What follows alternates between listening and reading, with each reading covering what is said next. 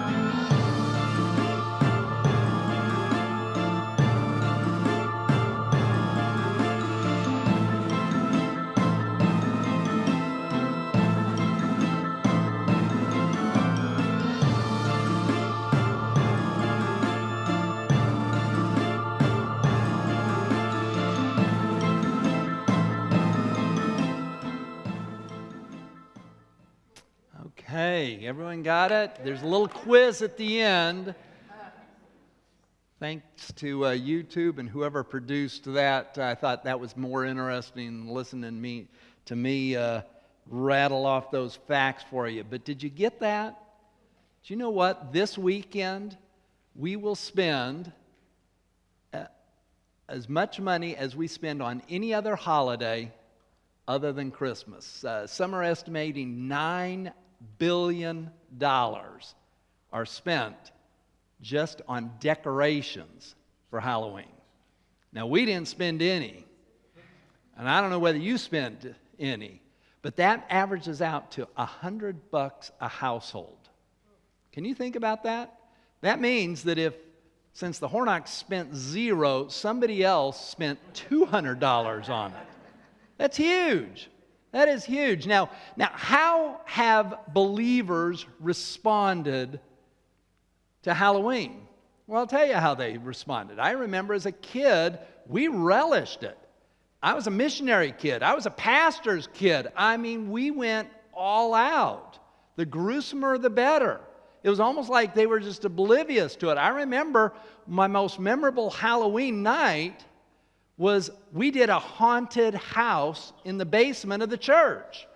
And you know the thing that I think is really interesting? Now, many of the people who organized it now are dead, but the ones that are still alive, I'm sure that if I told them and reminded them of what they did in the basement of Murray Bible Church, because that's what it was called back then, they'd cringe, and it's like, how in the world did we do that? But back in the 60s and the 70s, Halloween was full-blown. I mean, I was watching a little YouTube video of John Piper talking about Halloween. You know, John Piper, St. John. Everybody loves John Piper. He's like, we are serious Halloween people. You know, we were going after it hard. All of us relished it. But then it's kind of interesting, about 40 years ago, we kind of woke up and we said, hey, what in the world is this stuff all about? And what in the world is it really there? And the ghosts and the goblins and the graveyards and the spirits coming out of the tombs and all that stuff. And so then we all ran away from it. It's kind of interesting. We were talking about this sermon over breakfast a couple days ago, and I think it was on Tuesday morning, and Eleanor said, well, you know, I've actually never trick-or-treated. I mean, the girl's going to be 18 years old in January. She's never trick-or-treated in her life. Vicki and I, this is how we responded. I mean, we didn't do anything with Halloween.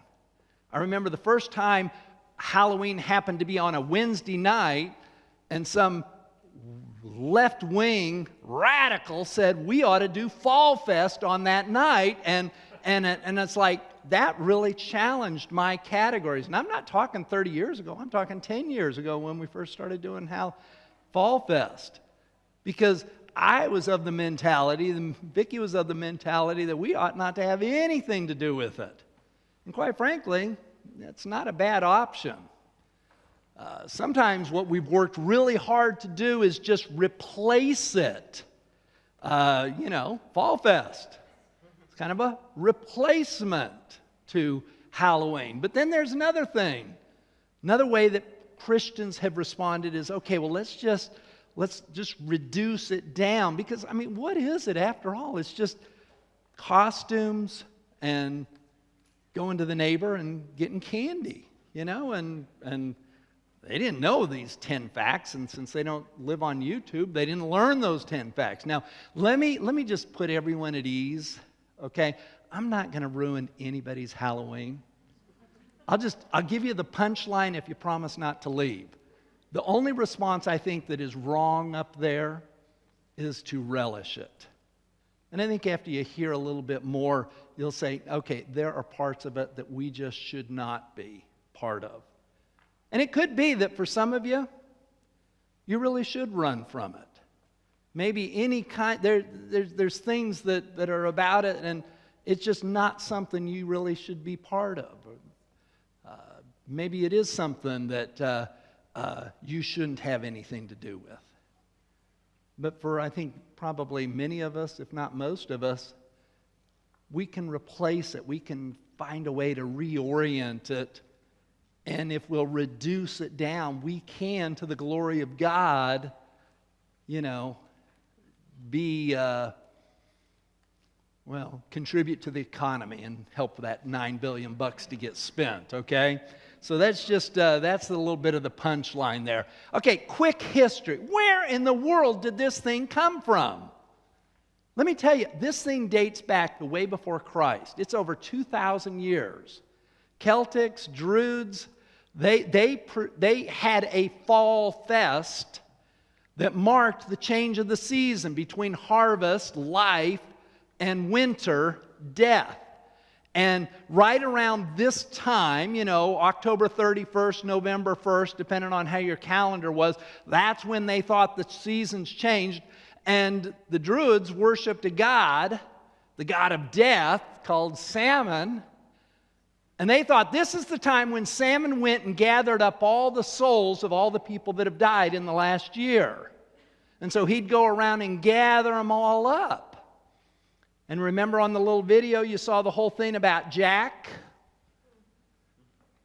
Irish tradition says that Jack met with the devil and they decided, being a good Irishman, he said, hey, before we make anything, any kind of deal, let's go have some drinks.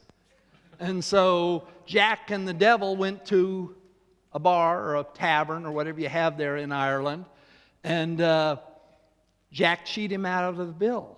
Made the devil pay for his own beer. And so the devil was so angry about him, he was decided he's not going to gather Jack to his eternal rest, but instead leave his soul to wander the earth. And so Jack, because he only could come out at night, had to get a turnip, but later it changed into a pumpkin, and he'd light that, make that as a lantern and walk around it. And so that's why they call it jack-o'-lanterns. But where did it come from? It came from this legend of someone who cheated the devil because he didn't want his soul to leave the earth. And so his soul is just wandering around. Well, this has been celebrated, honored, observed for over 2,000 years. In about 600 AD, now some of you are getting on Wikipedia and checking me out. Just do that later, okay? I see some of you with your phones, and it's like, where is he getting this? I'll tell you where I got it from afterwards, okay? But, about 600 AD, Pope Gregory, who was really a pretty good pope, Pope Gregory sat and he saw Christians celebrating the Feast of Salmon and observing these things that are just pagan. And so what he did was he said, you know what, we need to somehow see if we can't Christianize it. So he took the day All Saints' Day, a day when they celebrated those heroes of the faith, those spectacular believers like Richard and Vicky. He took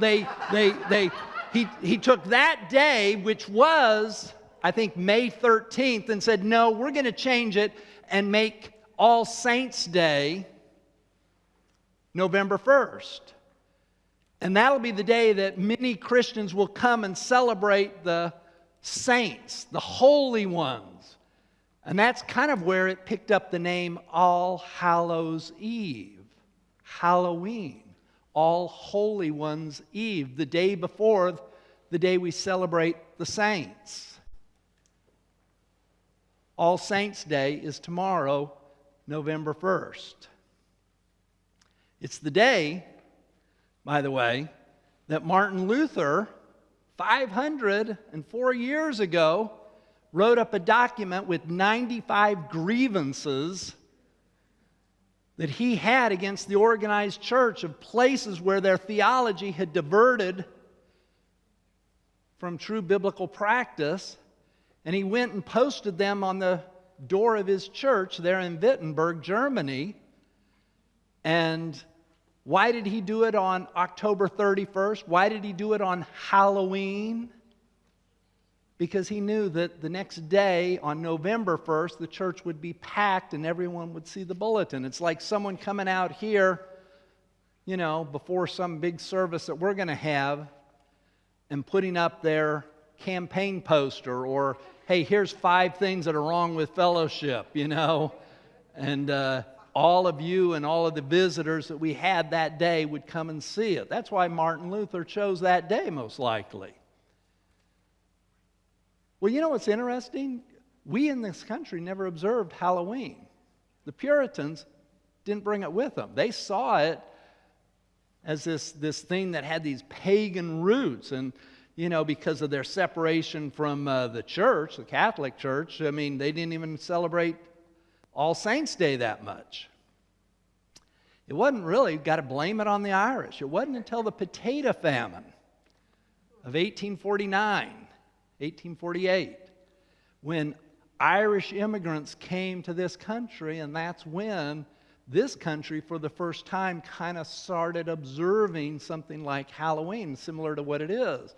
And as time went on, all of those customs, the trick-or-treating, the jack-o'-lantern, the spooky stuff, the scary stuff, the costume stuff, all of that entered in. Of course, World War I knocked it out of it, and the Depression really did a number on it, because who's got money to buy candy to give to the kid down the street? So nobody did it.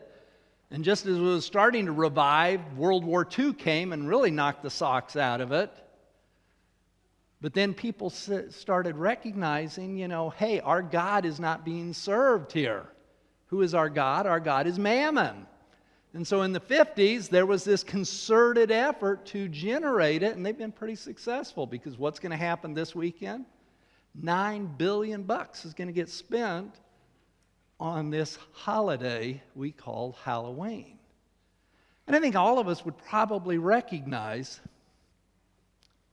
that as our culture has gotten further and further and further away from its biblical roots, gotten more secular, the general cultural observance of Halloween has gotten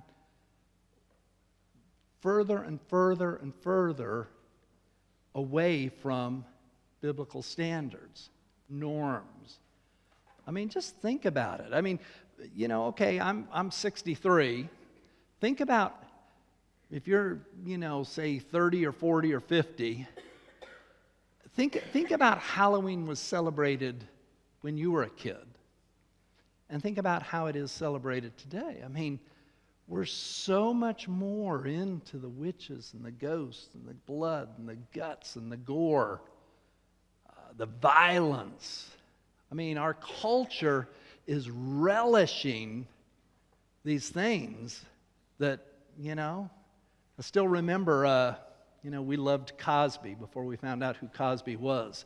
One of their Halloween episodes, Bill had gone off to the store to buy a whole bunch of scary stuff for Halloween, spiders, cobwebs, and all that stuff, and he brings it home.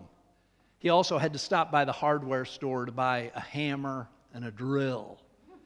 And I don't know if you remember that episode, but he brings it home, and Rudy and Theo and the other kids are looking through to see all the scary stuff that Dad bought for Halloween. You know, and he pulls out a spider and they yawn at it. He pulls out a cobweb and they yawn at it. He pulls out something else and they, you know, take a pass on it. And then they said, "Did you buy anything else?" And the only thing else he bought was a drill and a hammer. And they're like, "Yes, this is Halloween." You know? And we can laugh at it, and I laughed at it, and I still think it's pretty creative. But at the same time, when you sit and think about it, I mean, really?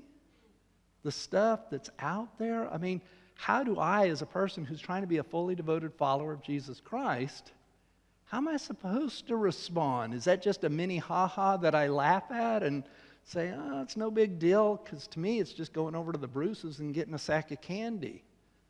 Maybe, maybe not. So here's our challenge.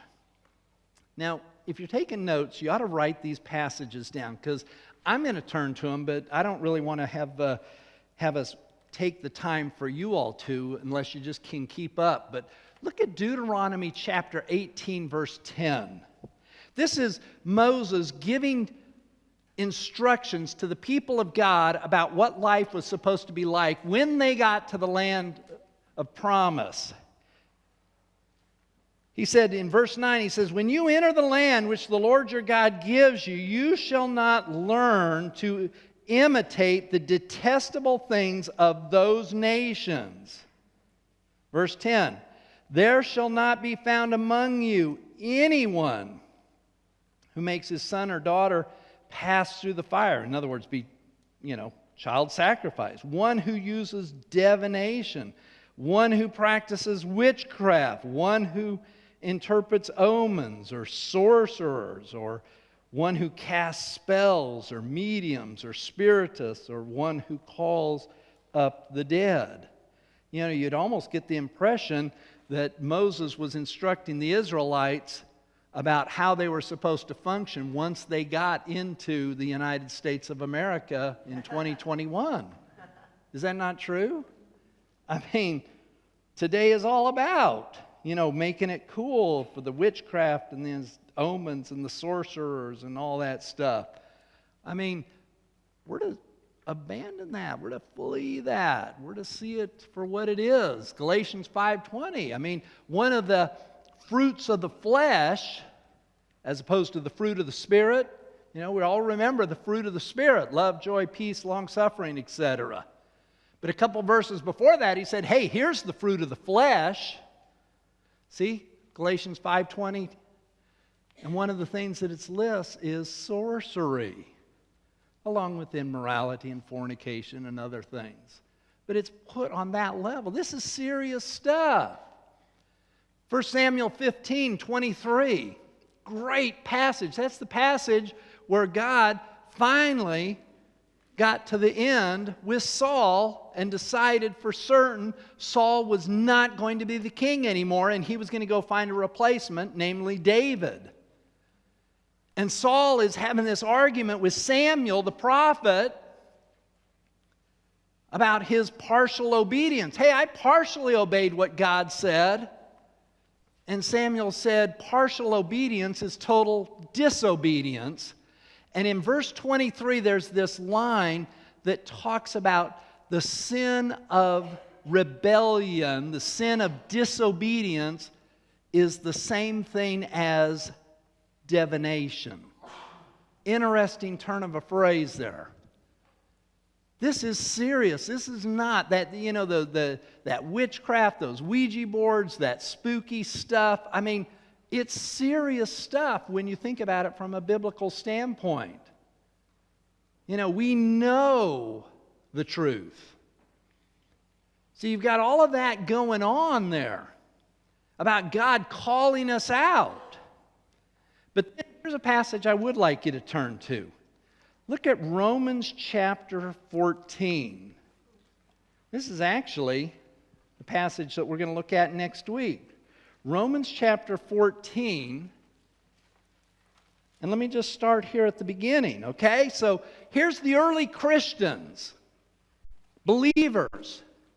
And they were plucked right out of very pagan, sinful, secular, humanistic societies. And they had to figure out how to be in the world but not of the world. And so in 1 Corinthians 9, Paul has a whole discussion about it, and in Romans 14, he's got a whole discussion about it. And actually, this is what the next two sermons are about. Remember, we're normally looking at the second half of Romans this fall. Here's where we're going to look at next week, but let me just kind of whet your appetite. What the Apostle Paul says in Romans 14, he says, now accept one another, except the one who is weak in the faith, but not for the purpose of just passing judgment on his opinions. One has faith that he might eat all things, but he who is weak may just eat vegetables. What in the world is he talking about? He's talking about how most of the meat that was for sale back in that day had been meat that had already been sacrificed to some pagan idol. And what Paul does in this discussion, he goes on and he says, it doesn't bother me a bit. Shoot, that stuff's on sale. They sacrificed it to Zeus, and I can get my hamburger at 50 cents a pound. I'm going to do it. And someone else would say, yeah, but it was sacrificed to Zeus. And Paul said, hey, if it really bothers you, spiritually speaking, go ahead and do it. Yeah, it'll cost you $2 a pound, but you shouldn't compromise your conviction. Well, look down at verse 5. This is where I really wanted to bring it out. He said, one man regards one day above another. Another regards every day just alike. I mean, there's some people that, Easter is a high and holy day for them, and it's super important. And most of us would say, hey, we ought to be celebrating Jesus' resurrection every day. Okay, that's the day the calendar has, but, it is just a day on the calendar, and I ought to be passionate about Easter every day, not just April 4th. Or the same thing goes on with Christmas. Why do we get so excited about God's birthday, Jesus' birthday? I mean, we don't even know if it really was. That's just a day on the calendar. We ought to celebrate Jesus' advent every day. And so some see it as a high day, some see it just an everyday. Well, he's not talking about it, but I think also might have been happening to early Christians is they had holidays like a Halloween. I mean, good grief. Remember, the emperor thought he was God and promoted himself as God. Caesar is divine. Well, maybe they had an All Caesars Day. And everyone's going to celebrate, and everyone gets the day off work. And, there's sales leading up to it, and you can buy some clothes or food or things for the backyard at a discount because it's All Caesars Day, the day we're celebrating our God, Caesar. Well, so the Christian that wants to be a good steward of his money, is he supposed to go to Home Depot and that's the day he's going to buy his backyard furniture? Because you can get it 50% off. It's All Caesars Day. Are we going to have a backyard cookout that afternoon? Are we going to actually take the day off? And kind of enjoy it? I'll be honest, I grew up in Salt Lake. You know what the biggest holiday of Salt Lake in Utah is? July 24th. July 24th. It's actually Mariah's birthday, but they're not celebrating that. They would if they knew about it, but it's not that. July 24th, 1847 was the day that Brigham Young and the early Mormon pioneers came to Salt Lake and said, this is the place God has provided for my people, the Church of Jesus Christ of Latter-day Saints. And that's the biggest holiday there is. I mean, for the longest time, it's a state holiday, but for the longest time, they didn't even deliver the mail until someone told the federal government, did you know that federal employees are taking July 24th off in Utah? And then they finally had to start working. But when I was a kid, you didn't get mail, the banks were closed, government offices were closed, whether they were state or federal. It's the biggest holiday. Now, how do I, as a believer who know the truth about their theology, how do I respond? Do I want to go to work anyway, even though everyone's getting the day off? Do I want to go to Albertsons and shop because there's tons of great sales? It's just like 4th of July. That's a little bit like Halloween. And we're going to look at these next couple chapters here to see, but here's what I want you to see is we're in this situation. This is our challenge, okay? We're supposed to run away from it, or at least be insulated from it and careful about it, but at the same time, it is all around. You can't even pull up Google without seeing the stuff that's there. And tonight, if you choose not to go to the Murphys and help us there, and you stay at your house and you forget to turn the porch light off, you're going to get someone coming to your house and they're going to want some candy. Are you going to be I don't know what you are when you don't give candy, but are you going to be a Scrooge and not give the kids candy? What are you going to do? How are you going to respond? You got kids and they want to go be part of it. I mean, it's just going door to door and kind of connecting with the neighbors. I didn't know anything about all that stuff, and I'm going to forget about it anyway because that video, I won't be able to find it on YouTube to know that stuff. What am I going to do? How am I going to respond? Well, let me complicate the question a little bit more for us, and then I'll try to wrap it up here in 6 minutes and 14 seconds. Okay, let me just put a highlight. You know this. I know I'm preaching to the choir, but I want to put a highlight on 4 flashpoints. 4 places where I really see what our culture is doing that really intersect in a violent way, to be honest, with biblical truth. I mean, just think about if you were to develop a theology based on how our culture celebrates Halloween, man, they've totally got death wrong. Death is distorted. I mean, what is the verse we love to quote at a funeral? To be absent from the body for the believer is to be face to face with Jesus Christ.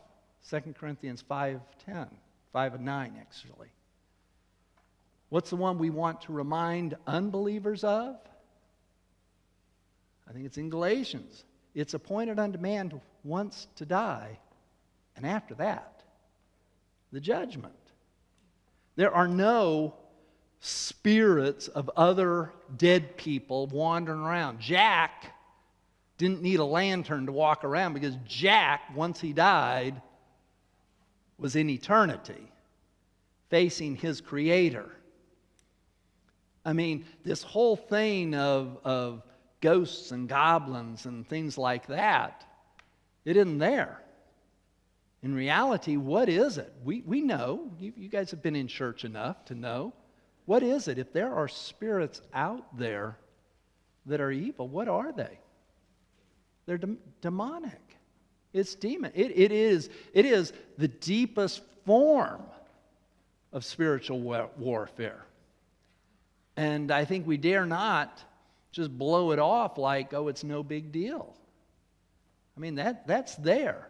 So here's our culture. I mean, it's this big holiday, but, if someone was to say, well, I'd love to know about death, what's really there after someone dies of this or that? According to the culture, man, well, their spirit might float away and, might hang out for 10 or 15 years, haunting the place that they died in. No, that's not biblical. Think about what it did to violence. And I've already talked a little bit about it, but the whole violence thing is just kind of being normalized, Someone with an eye hanging out or a throat slit or, axe in their head or whatever. I mean, and it's almost like, that's okay. That's, to be expected. And, we kind of get a little scared of it, but then we get used to it and all that stuff. I mean, honestly, think about the violence that is sometimes represented. The little bit of reading I did on Dracula, supposedly was a real person, lived in the 1300s in a country called Transylvania, in a castle. You know what he was? You know what we'd call him today? We'd call him a mass murderer. They think that he probably was responsible for the death of 100,000 people. To protect his land, to protect his property, to protect his things. And he'd do it in some of the most gruesome ways that are out there. But what do? We kind of celebrate him. It's like 500 years from now, someone, celebrating Hitler, because he helped put 6 million Jews to death, plus many, many more. Another one, just the whole evil that is celebrated. And then here's the last one, just the fear. Think about it. Think about fear this is a sermon for another day, and it probably will be a sermon on another day. But just think about fear. Okay, from a biblical perspective, it's like fear is a two-sided coin. There's the good fear. We're supposed to fear the Lord. The fear of the Lord is the beginning of wisdom. What is it saying? It's talking about that respect, that admiration, that honor that we give to this authority. So there's a good fear when it's the fear of the Lord, the good side of fear. But what were the angels always saying? What did Jesus say numerous times? Fear not. Why? Because they were fearing something other than God. They were fearing a storm. They were fearing this angel that had just appeared to them. So when Gabriel sees Zacharias or Gabriel sees Mary, what does he say to him? fear not. Why? Because it's like initially the panic was, here's this being that just pops into my view. And they were afraid of him. And if you sit and tease that out, that bad fear that we have is because there's the absence of the good fear of recognizing there is a God that is in complete and total control. And what's happening is what the way fear is supposed to work in us in a biblical way is if we're fearing God, we don't need to fear anything else. Write that down. Take that to the bank. If you fear God, you don't need to be afraid of anything else. It doesn't mean you live a cavalier life, an unchecked life, an unevaluated life. It doesn't mean you take inappropriate risks. But if you fear God, you don't have to fear anything else. But if you don't fear God, you better be afraid of everything else. I mean, it's just that way. That's the biblical view of fear. Now, what is Halloween doing with this good emotion or feeling that God has put there for us to remind us of our trust and confidence being in God? It's just kind of desensitizing us. It's taking fear and cutting the guts out of it because it's okay to get afraid of that and that because it's no big deal and, it's just a spook or it's just a decoration or I just got surprised and that's why I'm feeling the fear. And so I could go on, but, think about it. All the things that are going on here just should raise our sensitivity to this thing. One of the biggest problems with Halloween, to be honest, is that it actually has zero spiritual orientation. It's like, what can we as believers grab onto? If you know your history well enough, you know that we call it Easter, but we really should call it Resurrection Sunday because Easter comes from Ishtar, who was one of the gods that they early pagans celebrated, and the Christians grabbed it and kind of reoriented it and all of that stuff. And so Easter now, at least for us and many people, it's all about the resurrection, although there's still some elements like an Easter bunny or this or that in there. Same thing with Christmas. We kind of grabbed another pagan holiday and we've said this is the day we're celebrating Jesus' resurrection. But we still talk about an elf in a red suit, and we still talk about, we put up Christmas trees and things like that. And I'm all for it. We get a big tree, But what did we do? What's happened through the centuries? We've reoriented it. It hadn't happened yet with Easter. So let me just wrap it up, and I probably raised more questions than I have even come close to answering. But just because I really want you to be a fully devoted follower of Jesus Christ who will think biblically. So with all of that out there, okay, I definitely think we can cross off the relish.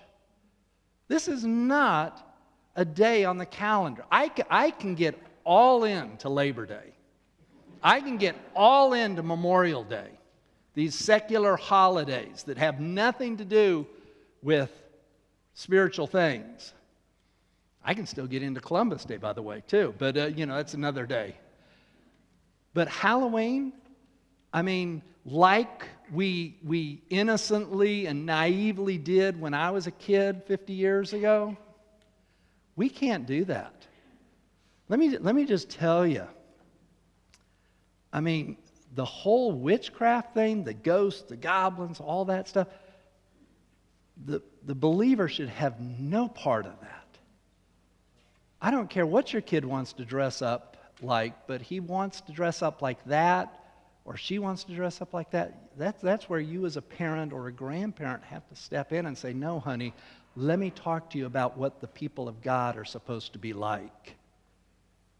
This is something in our culture But we don't have anything to do with that. We're not going to make light of these skeletons that walk around and these spooks. I mean, what's the scariest thing on Halloween? It'd be to go out here to Chapelwood and walk through the cemetery because all these spirits are out there. Well, what kind of malarkey is that? That's not biblical. That's not truth. As God's people, we should be thinking more clearly, more biblically. Do we need to run? Some probably do. Some should. I mean, Vicki and I did for a long time, still kind of do, but not all the way, not like we did years ago. But some should, to be honest. I mean, in the same way that in the next couple of weeks, we're going to see that some people shouldn't have eaten that meat sacrificed to idols or shouldn't have observed that special day. Some people probably should not. Maybe because of their past, of things they experienced as a kid, or maybe because of the culture where they're put in. They can't go to a party without everyone being there acting like a witch or a warlock, and you just have no choice. We're kind of, lucky to be in a place that's still relatively conservative. But some people probably do need to run from it. And if you're one of those people, I want to encourage you to have the courage to do that. Some of you, sometimes our kids go off to parties, and we know what sometimes those parties can be like. You can't let your kids go there. Now, don't just say no. Explain to them why. Help them to be a person of God who makes wise decisions. But sometimes that party is such that it is so relishing and there's nothing redeeming in it. I don't care who you are. As a believer, you shouldn't be there. So you might need to run. I really think that we can do a part because for most people, if they hadn't listened to a sermon like this, for most people, it's just putting on a costume and going and getting some free candy from the neighbors down the street. And it's a good way to go meet your neighbors. I mean, for the longest time, we didn't do it. And then, and our neighbors would be, I was expecting you with all those kids to come by. I mean, I got a bag for all of them. And sometimes the next day, they'd bring those bags of candy over. It's like delivery service before Amazon, And so then Vicki and I thought, this is kind of a neighbor's night out. And so we'd go, we'd say hi and all that stuff. We downplayed it, but we did go connect with them. But, I remember, like I said, about 10 years ago when someone said, we ought to do Fall Fest on Wednesday night. It's Halloween. Let's not do Awana as it normally is. Let's do a Fall Fest. I mean, that really, challenged me. But now I think it's great. I hope it's not because I've compromised. I hope it's just because I've matured a little bit and grown a little bit in my understanding. I'll tell you one of the things that I think is a missed opportunity, the whole reorient it, like has done for Easter and Christmas. Tomorrow, All Saints' Day, the day that the town of Wittenberg woke up and there's these 95 statements that were wrong with the church, and it kick-started what we call the Reformation. That is easily the most significant event outside of the events we learn about in the Bible. See, after 15 years, the church had totally lost its way. The gospel had been dismissed and corrupted. And when Luther, as a young man, saw those errors after studying the Scriptures, particularly studying Romans and Galatians and Hebrews, and he wrote those things up, and God used that to launch the Reformation. Our life, everybody's life, unbelievers and believers, everybody's life is different because the gospel made a huge difference. I mean, we've missed an opportunity. All Saints' Day, November 1st, not because we're here celebrating the heroes of the faith like Richard and Vicki, but we're here celebrating what God did through someone like a Martin Luther in pointing out the errors of the church, that should be huge.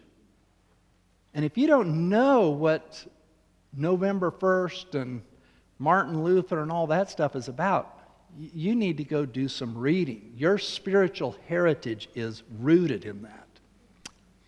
Now I'm way over time, but you get the drift.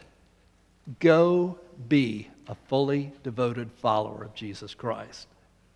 Handle this opportunity, and it is an opportunity, and handle it in a godly way. Let's pray. Lord, I want to thank you for just the chance to talk about all of this stuff today. And Father, we're very grateful that your word is a lamp to our feet and a light to our path. And Father, how each of us responds might be a bit different than the person next to us. I pray, Father, that we would really and truly follow your lead in this for us personally. Father, if we need to run, Father, help us to have the courage to run. If we want to work to reorient and replace or reduce how it's done, Father, give us that wisdom that we would not compromise one bit, but that the gospel and Christ and you would be so fully seen. And we pray, Father, to that end. For it's in Jesus' name we pray.